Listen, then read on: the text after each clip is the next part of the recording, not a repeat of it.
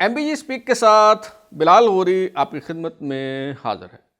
साबिक DGI lieutenant general retired फैज़ हमीद फैज़ाबाद धरना inquiry commission के सामने पेश नहीं हुए। अब उन्हें तलब करने के लिए दूसरा नोटिस जारी किया जा रहा है। देखना ये होगा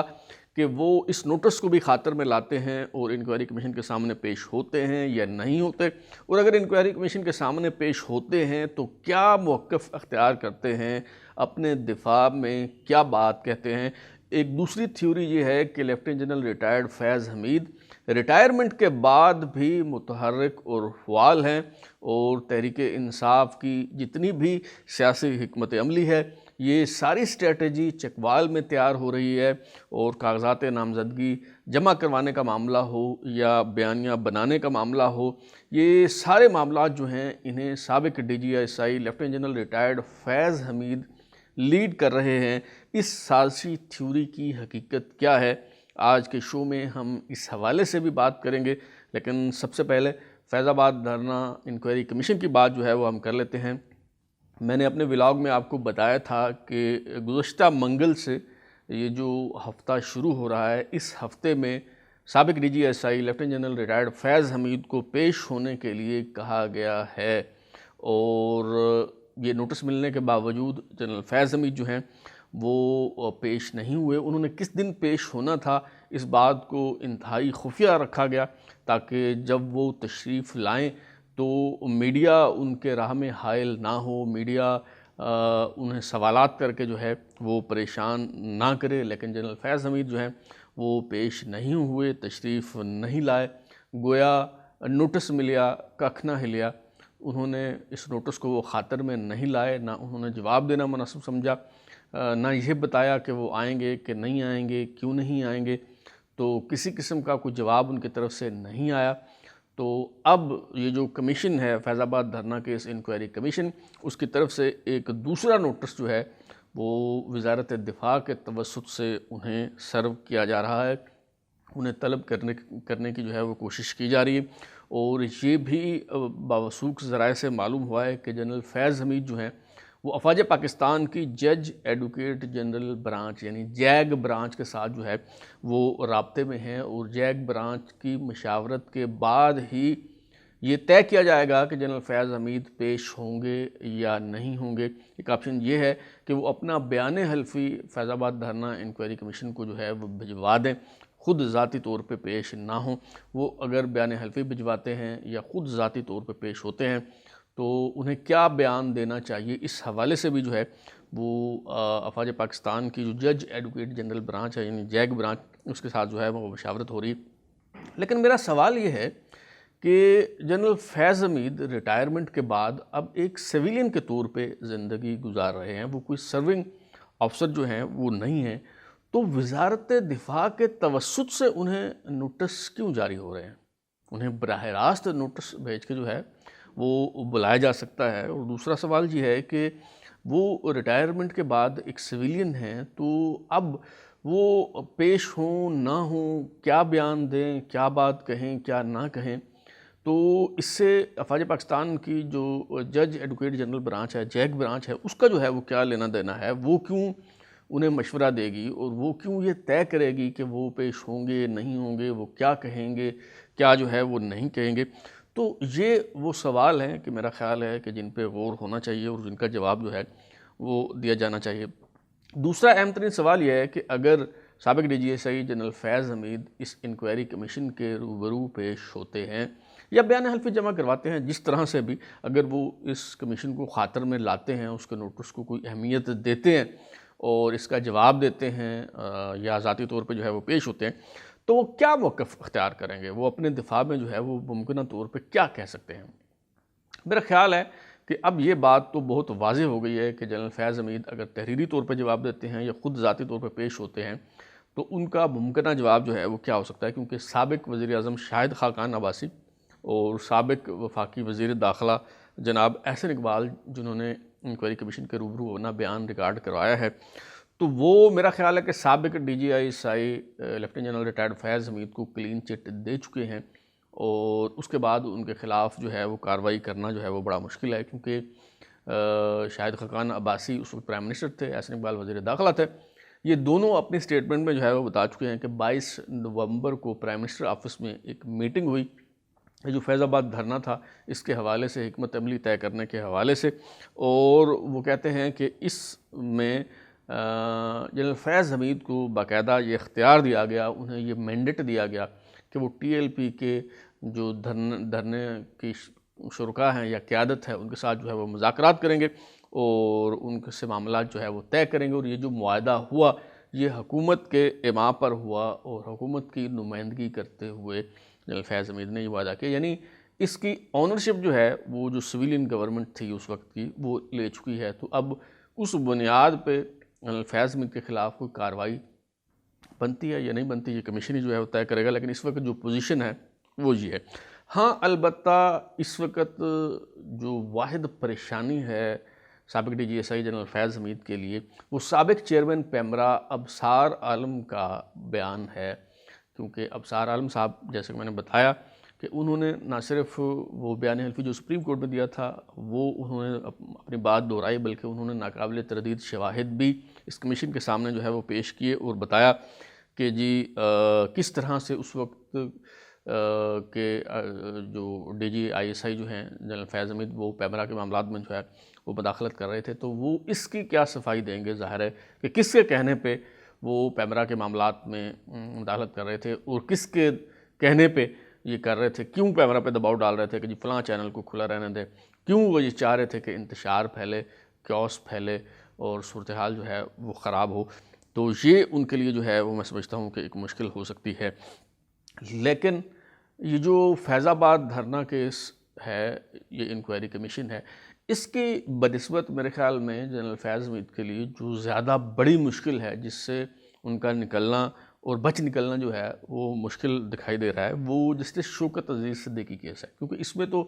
چلیں آنرشپ لے لی شاہد خاقان عباسی صاحب نے، احسن اقبال صاحب نے، اور یہ کہہ دیا کہ جی ہم نے کہا تھا جنرل فیض حمید کو کہ جی ان سے مذاکرات کرے اور ان سے بات جو ہے وہ طے کرے، لیکن وہ ایک ہائی کورٹ کے سرونگ جج کے گھر جاتے ہیں، اس پہ دباؤ ڈالتے ہیں، اس سے کہتے ہیں کہ اس معاملے میں کیا فیصلہ جو ہے وہ کرنا ہے، فیصلوں پہ اثر انداز ہونے کی جو ہے وہ کوشش کرتے ہیں، اپنی مرضی کے بینچ بنوانے کی جو ہے وہ کوشش کرتے ہیں۔ تو اس کی وہ کیا جسٹیفیکیشن دیں گے؟ کیونکہ ان لافل کمانڈ جو ہے وہ چاہے آپ کو حکام بالا کی طرف سے بھی دی جائے تو وہ غیر قانونی حکم بجا لانے کے آپ پابند نہیں ہوتے، اور اس کی کوئی یہ جسٹیفیکیشن نہیں دی جا سکتی کہ میرے جو بھی مجاز اتھارٹی تھی اس نے مجھے یہ کہا اور میں یہ کرنے پہ جو ہے وہ مجبور ہوا۔ تو یہاں تو چلے آنرشپ وہ لے لیں گے کہ جی پرائم منسٹر جو ہے وہ مجاز اتھارٹی تھی اور انہوں نے مجھے کہا تو میں نے جو ہے وہ مذاکرات کیے ٹی ایل پی والوں کے ساتھ، لیکن ایک سرونگ جج کے گھر جانا اور یہ سارے معاملات، اس کی میرے خیال میں کوئی جسٹیفیکیشن دینا، اس کی کوئی وضاحت پیش کرنا جو ہے وہ بڑی مشکل ہو جائے گی سابق D G S I general Faiz Hameed کے لیے، اور اس کیس میں جو ہے وہ میرے خیال میں ان کا بچ نکلنا بہت مشکل دکھائی دے رہا ہے۔ ایک اور بات یہ ہے کہ آپ سب بہت اچھی طرح سے جانتے ہیں کہ میں سابق D G S I general Faiz Hameed کا ناقد رہا ہوں، اب بھی ان پہ تنقید کرتا ہوں، اور وہ تنقید ان کی ذات پہ نہیں ہے، ان کی شخصیت پہ نہیں ہے، کوئی ذاتی مخاصمت کا معاملہ نہیں ہے، وہ انہوں نے اپنے دائرہ کار سے ہٹ کے اپنے مینڈیٹ سے انحراف کرتے ہوئے آئین کے منافی انہوں نے جو سیاسی معاملات میں جو ہے وہ مداخلت کی، اور جس طرح سے پولیٹیکل انجینئرنگ کی، جس طرح سے میڈیا کا گلا گھونڈنے کی کوشش کی، اس بنیاد پہ میں ان پہ جو ہے وہ تنقید کرتا ہوں، اور میں ان کے دور میں جو ہے وہ ظاہر ہے کہ زیر عتاب بھی رہا ہوں۔ لیکن ایک بات کا کریڈٹ میں سمجھتا ہوں کہ سابق D G S I general Faiz Hameed کو دینا چاہیے، اور وہ یہ ہے کہ وہ ہلکے ثابت نہیں ہوئے، ابھی تک کم از کم انہوں نے یہ ثابت کیا ہے کہ وہ کوئی ہلکے انسان جو ہیں وہ نہیں ہے۔ وہ کس بنیاد پہ؟ وہ اس بنیاد پہ کہ آپ دیکھیں کہ میڈیا میں کیا کیا ان کے حوالے سے نہیں کہا جاتا، کس کس طرح کی جو باتیں ہوتی ہیں، کیا کیا جو ہے وہ الزامات لگتے ہیں، لیکن ابھی تک انہوں نے کسی قسم کی کوئی لب کشائی اس پہ نہیں کی، نہ کسی بات کی تصدیق کی، نہ تردید کی، نہ اپنی صفائی میں انہوں نے کچھ کہا، نہ آف دا ریکارڈ نہ آن دا ریکارڈ انہوں نے کوئی بھی بات جو ہے وہ نہیں کی۔ حالانکہ ان کے برعکس جو سابق army chief general Qamar Javed Bajwa کا معاملہ ہے وہ بالکل مختلف ہے۔ ریٹائرمنٹ کے بعد آپ نے دیکھا ہوگا کہ وہ کتنے ہی انٹرویوز دے چکے ہیں، وہ صحافیوں کو بلاتے ہیں، بتاتے ہیں کہ یہ ایسے نہیں تھا، ویسے نہیں تھا، وہ اپنے آپ کو ٹھیک ثابت کرنے کی جو ہے وہ کوشش کرتے ہیں۔ وہ انٹرویو جب وہ صحافی جا کے اپنے کالم میں یا ولاگ میں کہیں وہ ذکر کر دیتا ہے اور پھر اس پہ دباؤ آتا ہے، تو پھر یا تو وہ اس سے مکر جاتے ہیں کہ میں نے کوئی انٹرویو دیا ہی نہیں ہے، یا پھر وہ اس کی وضاحت کرنے کے لیے وہ ایک اور انٹرویو دیتے ہیں۔ تو انہیں یہ بولنے کی جو ہے وہ جو بیماری ہے وہ کم از کم میں سمجھتا ہوں کہ جنرل فیض حمید جو ہیں ان کے ہاں یہ چیز ہمیں جو ہے وہ دکھائی نہیں دیتی، اور انہوں نے ابھی تک کم از کم اس حوالے سے اپنے لب جو ہیں وہ سیے ہوئے ہیں، اور کسی قسم کی کوئی بات جو ہے وہ نہیں کی، اور صحیح معنوں میں انہوں نے اپنے آپ کو اسپائی چیف جو ہے وہ ثابت کیا ہے۔ اچھا، تو اب آتے ہیں ہم اس تھیوری کی طرف کہ کیا جو پی ٹی آئی کے پیچھے جو برین ہے، جو فورس ہے، جو کہیں کہ پی ٹی آئی کا سرغنہ ہے، جو ماسٹر مائنڈ ہے، یہ کہا جا رہا ہے کہ ابھی تک بھی وہ جنرل فیض حمید ہے، اور گزشتہ ایک ہفتے کے دوران بالخصوص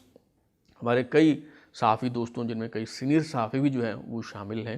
انہوں نے یہ دعویٰ کیا اور یہ ثابت کرنے کی جو ہے وہ کوشش کی کہ یہ جو کاغذات نامزدگی بہت بڑی تعداد میں جمع کروائے گئے ہیں، اور یہ جو ایک بیانیہ بنایا گیا ہے کہ جی ہمارے امیدواروں پہ دباؤ ڈالا جا رہا ہے، تجویز کنندہ اور تائید کنندہ کو گرفتار کیا جا رہا ہے، کاغذات نامزدگی چھینے جا رہے ہیں، وغیرہ وغیرہ، تو یہ ساری جو حکمت عملی ہے، یہ ساری جو منصوبہ بندی ہے، یہ ساری جو اسٹریٹجی ہے، یہ جو ہے چکوال میں تیار کی گئی ہے، اور ان سارے معاملات کو ابھی تک بھی سابق D G S I lieutenant general retired Faiz Hameed lead کر رہے ہیں، اور وہ ڈوریں ہلا رہے ہیں، وہ بتاتے ہیں کہ کیا کرنا ہے اور کیا جو ہے وہ نہیں کرنا۔ اچھا، اس تھیوری پر ایمان لانے والوں میں ہم کچھ ایسے بھی یوٹیوبرز جو ہیں وہ شامل ہیں جو ماضی میں کئی بار جنرل فیض حمید کو نہ صرف گرفتار کروا چکے ہیں، ان کی نظر بندی کے دعوے کر چکے ہیں، بلکہ یہ بریکنگ نیوز بھی دے چکے ہیں کہ جی جنرل فیض حمید کا کورٹ مارشل ہو گیا ہے اور انہیں جو ہے وہ سزا سنا دی گئی ہے۔ میں تب بھی آپ کو جو ہے بتاتا رہا ہوں کہ یہ ساری خبریں فیک ہیں، جھوٹی ہیں، غلط فہمی پہ جو ہے وہ مبنی ہیں، یا منجن فروشی کی ایک کوشش جو ہے وہ اسے کہا جا سکتا ہے۔ تو انہی دوستوں کی طرف سے جو ہے وہ اب یہ دعویٰ کیا جا رہا ہے کہ جی یہ سارے معاملات کے پیچھے جو ہے وہ جنرل فیض حمید ہیں، اور یہ ساری منصوبہ بندی جو ہے وہ وہی کہہ رہے ہیں۔ لیکن جو دوست یہ خبریں دے رہے ہیں ان کی بنیادی معلومات کے ناقص، میں سب کا بڑا احترام کرتا ہوں، میں کسی کی بات کو جھٹلا نہیں رہا، کسی پہ تنقید نہیں کر رہا، میں صرف جو فیکٹس ہیں وہ آپ کے سامنے جو ہے وہ رکھ رہا ہوں۔ بنیادی معلومات کے ناقص ہونے کا یہ عالم ہے کہ ہمارے ان دوستوں کو یہی علم نہیں ہے کہ جنرل فیض حمید جو ہیں وہ چکوال میں نہیں رہ رہے۔ اگر وہ چکوال میں نہیں رہ رہے تو ظاہر ہے کہ یہ ساری منصوبہ بندی چکوال میں ہو رہی ہے، یہ ساری خبری جو ہے وہ جھوٹی اور غلط جو ہے وہ ثابت ہو جاتی ہے۔ جنرل فیض حمید جو ہیں وہ اسلام آباد میں رہ رہے ہیں، میں بڑے وثوق کے ساتھ جو ہے یہ بات کہہ رہا ہوں، اور اسلام آباد کے کس سیکٹر میں وہ رہائش پذیر ہیں یہ بھی مجھے معلوم ہے، لیکن یہ انفارمیشن اس لیے میں ڈسکلوز نہیں کروں گا کہ یہ ذاتی زندگی، کسی کی بھی ذاتی زندگی میں مخل ہونے کے مترادف ہوگا، اور کسی کی پرسنل انفارمیشن جو ہے وہ اس طرح سے شیئر کرنا وہ درست نہیں ہوگا۔ لیکن بہرحال یہ بات میں پورے وثوق کے ساتھ کہہ سکتا ہوں کہ وہ چکوال میں نہیں رہ رہے بلکہ اسلام آباد میں رہ رہے ہیں، اور آج سے نہیں بلکہ طویل عرصہ سے وہ اسلام آباد سے میں رہ رہے ہیں، اور اسلام آباد سے وہ بہت کم جو ہے وہ نکلتے ہیں، ان کی جو میل ملاقاتیں ہیں، ان کا جو سوشل سرکل ہے وہ بڑا لمیٹڈ قسم کا جو ہے وہ باہر جو ہے وہ نہیں نکلتے۔ اور دوسری بات یہ ہے کہ میرا جو اس حوالے سے جو اوپینین ہے وہ یہ ہے کہ جنرل فیض حمید کوئی غیر معمولی ذہانت و فطانت کی حامل شخصیت نہیں ہے، کوئی نابغہ نہیں ہے، کوئی انٹلیکچول وہ نہیں ہے کہ ان کے بارے میں جس طرح یہ ایک پورٹرے کیا جاتا ہے کہ گویا بڑی کوئی خوفناک شخصیت کے جو ہے وہ حامل ہیں، کوئی بوگی مین بنا کے جو ہے وہ انہیں پیش کیا جاتا ہے کہ ہر معاملے کے پیچھے، ہر منصوبے کے پیچھے، ہر سازش کے پیچھے جو ہے وہ ان کا ہاتھ ہے، اور وہ ماسٹر مائنڈ ہیں، اور وہ چلا رہے ہیں، اور یہ وہ وغیرہ وغیرہ ساری اس طرح کی باتیں یہ پہلی بار نہیں ہو رہی، اس سے پہلے بھی جو ہے وہ اس طرح کی باتیں جو ہے وہ ہوتی رہیں۔ اچھا، میں کیوں یہ کہہ رہا ہوں کہ جی وہ یہ جنرل فیض حمید جو ہیں وہ یہ سارا کچھ ان سے منسوب کرنا جو ہے وہ درست نہیں ہے، اور یہ اس حوالے سے مبالغہ آرائی سے کام لیا جا رہا ہے،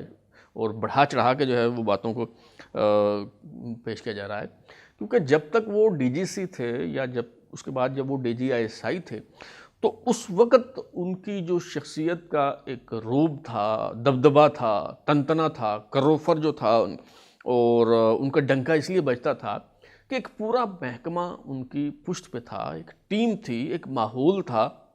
اس میں جو ہے وہ کام کر رہے تھے. یہی وجہ ہے کہ ایک کرنل جو ہے وہ پوری میڈیا کو اس نے آگے لگایا ہوا تھا، ایک کرنل صاحب نے پورے پارلیمنٹ کو جو ہے وہ آگے لگایا ہوا تھا. اس طرح باقی بھی ڈیل کرنے کے لیے جو ہے وہ ایک افسر ڈپیوٹ کیا ہوا تھا. اور اب جب لوگ یہ دیکھتے ہیں کہ جی کہاں وہ ایک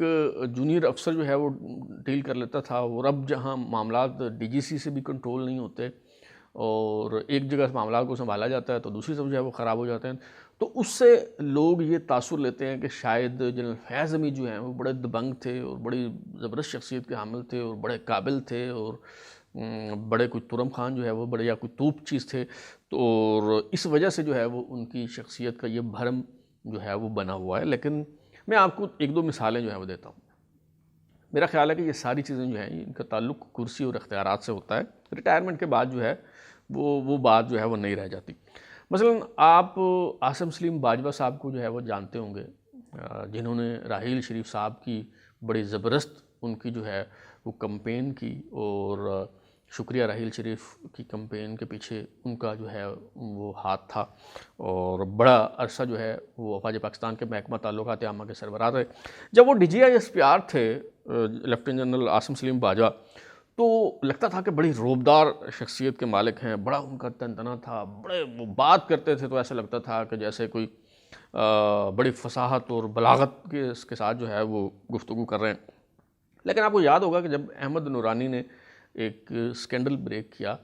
عاصم سلیم باجوہ کے اثاثجات کے حوالے سے، اور اس پہ انہیں وضاحت دینا پڑی اور وہ میڈیا کے سامنے آئے، تو سارا بھرم چکنا چور ہو گیا. ایک لمحے کے لیے تو یقین نہیں آتا تھا کہ کیا یہ وہی جنرل عاصم سلیم باجوہ ہیں جو ISPR میں بڑے دھڑلے سے جو ہے وہ بات کیا کرتے تھے، اور اب الفاظ ان کا ساتھ نہیں دے رہے، زبان ان کا ساتھ نہیں دے رہی، ان سے بات جو ہے وہ نہیں ہو پا رہی. ایک اور مثال جو ہے وہ آپ کو دیتا ہوں. اس طرح کی بے شمار مثالیں جو ہیں وہ دی جا سکتی ہیں. لیفٹیننٹ جنرل بلال اکبر جو ہیں وہ آپ کو پتہ ہے کور کمانڈر کراچی بھی رہے، اور پھر چیف آف جنرل اسٹاف بھی جو ہے وہ رہے. CGS کے طور پہ وہ ریٹائر ہوئے. ریٹائرمنٹ کے بعد سعودی عرب میں انہیں پاکستانی سفیر کے طور پہ تعینات کیا گیا. جب وہ وہاں پاکستانی سفیر کے طور پہ تعینات تھے تو حج انتظامات کے حوالے سے انہوں نے ایک انٹرویو دیا، اور اس انٹرویو کی ویڈیو بہت وائرل ہوئی تھی. یہ ابھی بھی آپ جو ہے وہ ان کی ویڈیو دیکھ رہے ہوں گے، ذرا ملاحظہ کیجیے. My name is Ambassador Bilal Akbar from Pakistan. تو یہ حالت ہے جنرل صاحب کی کہ وہ ان سے دو جملے جو ہیں وہ ادا نہیں ہو پا رہے، اور بات جو ہے وہ ان سے نہیں ہو پا رہی. تو تب بھی جب یہ ویڈیو سامنے آئی تو لوگ بڑے حیران ہوئے کہ کیا وہی یہ جنرل صاحب ہیں جو جب سروس میں تھے تو بڑی ان کا روب اور دبدبہ تھا، اور بڑی ان کی جو ہے وہ شخصیت ہوا کرتی تھی، اور اب جو ہے وہ کیا ہو گیا. اصل میں ہوتا یہ ہے کہ یہ سارے چیزیں جو ہیں وہ کرسی اور اختیارات کے ساتھ جو ہے وہ جڑی ہوتی ہیں. یہ اس محکمے کا کمال ہوتا ہے، اس عہدے کا جو ہے وہ کمال ہوتا ہے. اور جب یہ لوگ بیچارے ریٹائر ہوتے ہیں تو پھرتے ہیں میر خار، کوئی پوچھتا نہیں والی صورتحال ہوتی ہے. تو جنرل فیض حمید جو ہیں وہ میرا خیال ہے کہ ایک واجبی سی شخصیت کے حامل ایک جو ہیں وہ افسر ہیں، اور وہ کوئی غیر معمولی ذہانت و فطانت کے حامل انسان جو ہیں وہ نہیں ہیں. اور ریٹائرمنٹ کے بعد جس طرح باقی ریٹائرڈ افسروں کو کوئی نہیں پوچھتا، وہ بیچارے ایک ریٹائرمنٹ کی زندگی جو ہے وہ گزار رہے ہوتے ہیں. تو اسی طرح جنرل فیض حمید بھی جو ہے وہ ایک ریٹائر انسان کی حیثیت سے جو ہے وہ زندگی گزار رہے ہیں، اور ان کے حوالے سے جو باتیں کی جا رہی ہیں میرا خیال ہے کہ زیادہ تر مبالغوں اور مغالطوں پر مبنی ہیں. اب تک لیے اتنا ہی. بلال اردو کو اجازت دیجیے، پھر ملاقات ہوگی. اگر آپ کو ہمارا شو پسند آیا تو اسے لائک کریں، کامنٹ کریں، شیئر کریں، اور ہمارا چینل سبسکرائب کرنے کے بعد بیل آئکن یعنی گھنٹی ضرور دبائیں تاکہ آپ کو نئی ویڈیوز کی نوٹیفیکیشن ملتے رہیں. بہت شکریہ.